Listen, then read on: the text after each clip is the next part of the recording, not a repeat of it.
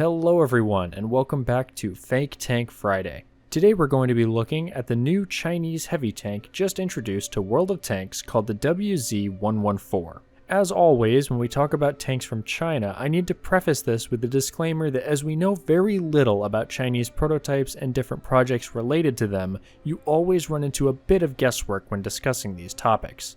However, I'll be doing my best to cover it in as much detail as I can and try to work out just how this vehicle came to life. As far as I can tell from searching, there is no real-world vehicle or project which uses the designation Wargaming has given the vehicle. The only hint of history behind the project is found in the video regarding the in-game event which allows players to unlock this vehicle. The WZ-114 is a Chinese project for a tank loosely based on the Soviet school of tank building.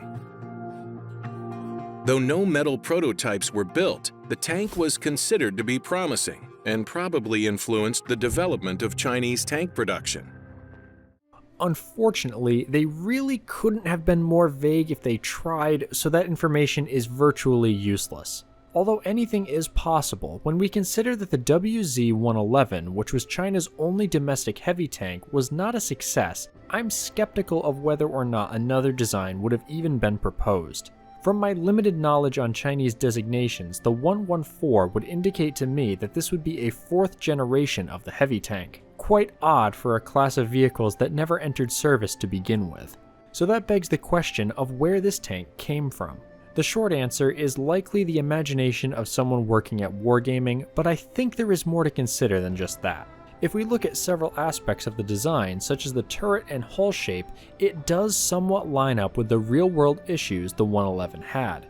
Although these were largely due to the engine, the tank also suffered from the quality of the steel used for the pike nose armor similar to the IS-3. What I believe we are seeing with the WZ-114 is an attempt to create a vehicle which could theoretically have been designed had the 111 program not been cancelled. The replacement of the pike nose hull with a slightly more traditional layout could have, in theory, reduced the issues during construction. Next up, we can look at the engine of this vehicle, which is listed as the V254SC. As with the tank itself, this engine gave me no results, but seems possibly to be related to the Soviet V2 engine from the name. Either way, this change in engine supports my hypothesis about the vehicle, as the engine was a major issue with the 111.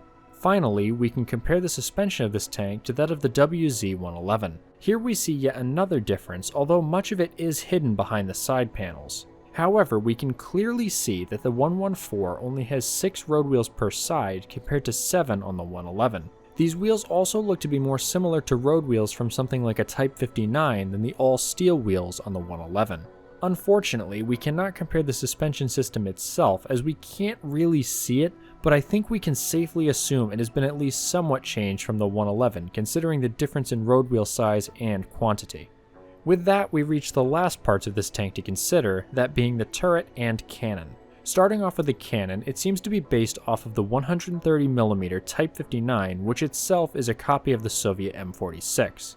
This is where the realism ends though, as the turret is probably the strangest part of this vehicle to me. No, I'm not saying this shape couldn't have been created by China using it as a basis, but the shape and layout of the turret is nearly identical to that of the Soviet Object 120 Taran, even down to the placement of the spotlight.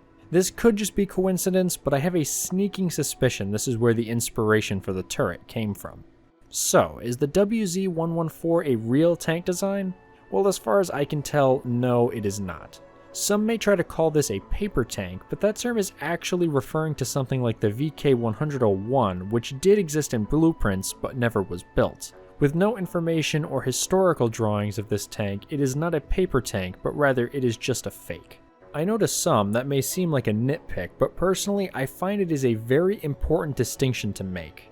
Before I start a SpongeBob-type flaming torch riot against Wargaming though, I do want to briefly discuss my personal opinion about this type of fake design.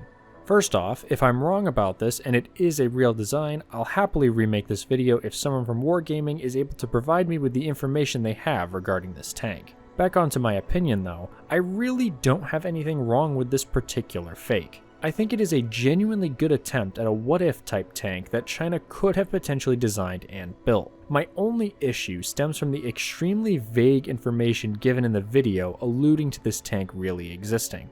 But that's just my opinion. If you're enraged that Wargaming would do something so heinous, let me know in the comments down below and use that rage to absolutely destroy the like button. If you're a bit more cool-headed about this vehicle, then have no fear, you can still let me know what you thought of the video down below as well. Huge thanks to my ConelyFans who support the channel and allowed me to purchase the tank in-game so I could provide the visuals of the tank you saw in the video. Thank you all for watching, and I will see you next week for another Fake Tank Friday.